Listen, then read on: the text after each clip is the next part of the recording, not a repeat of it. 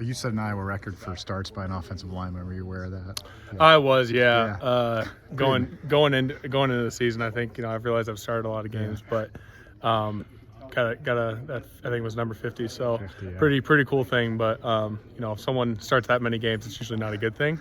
I'd say we weren't in a good spot in 21 in terms of personnel. So hopefully Coach Burnett and Coach Ferentz don't have to deal with such a raw young guy like me. Sure. Again. Yeah.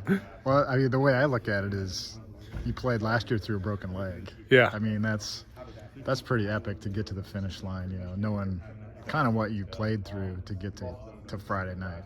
Yeah, I just, I know there's a lot of guys who have come before me who do the same thing. Yeah. So those are the only guys I keep in mind when, debating would I play or not. It's would this guy play? If he would, then I got to play, right? Yeah. You got to follow that and the leadership you've learned from before. So yeah.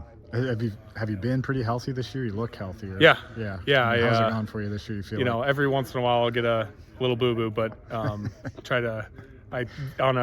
was it, Sunday? I came into the building and my knee was bothering me, so I look at Connor. I said, "Should I go into the training room?" And he asked me, "Is it swollen?" I said, "No." He said, "Then don't go in there." And I said, "Okay," so I won't. And it feels good. It feels great today, so that's the good news.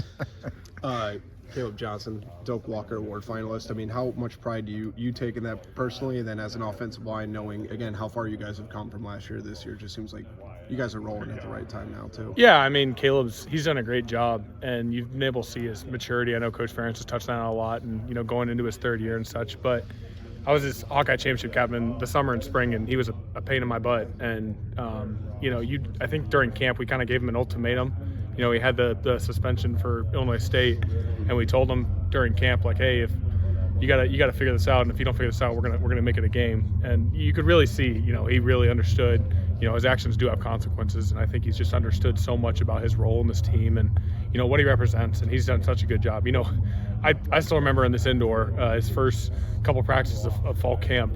He broke out a couple big runs. It's like, who is this guy? He had to, with those freshmen and the younger guys, it's just whoever makes the big plays. So, we've been seeing it for a while, and I always say it, his hair, the longer it gets, the better he gets. So, when he was young, he was really short, but now he's a full-grown man, I think, and you're seeing it and all the work he's been putting in the offseason and stuff like that. So, it should be to be a 4-year starter left tackle here.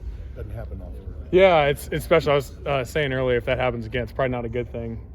Means our personnel in 21 wasn't great. So, I was just honored that Coach told me to step in and do the job for him. But, I just try to be accountable for the team. Someone that everyone can count on to do the right thing and be consistent and out there on the field. Like, I've played through things, but there's certain things that anyone would have played through. So as long as those guys would do it, I'd do the same thing. How much better are you now than you were your freshman year when you started?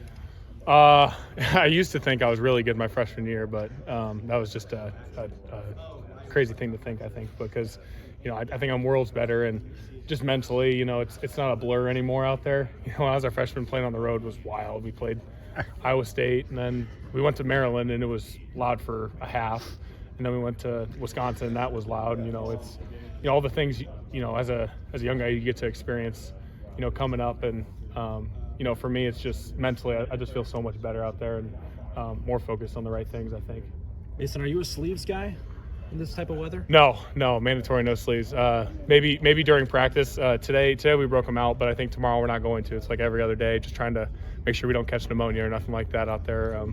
But, I asked Connor, like I said earlier, I go to Connor for all those questions. So ask him if we're wearing sleeves today, and he said no. So we didn't. So do you relish the chance to play in a cold game at night like this? Relish, you said? Yeah. It's really exciting. The fact they changed it from the 2:30 slot, or I think it was, or maybe 11 o'clock.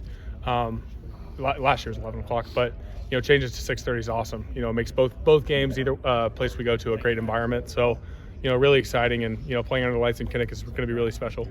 You guys, you saw guys like Jack Campbell and their senior day with the loss in Nebraska a few years ago. I know you were on the field too, but yeah, how much does it mean to finish your Kinnick career with a win if you could do it? Yeah, I think going into the game last year, we had that mindset, understanding what they did to us the year before, and how much that hurt. Obviously, Laporta didn't play, I think, that game. Right. Potabom didn't play.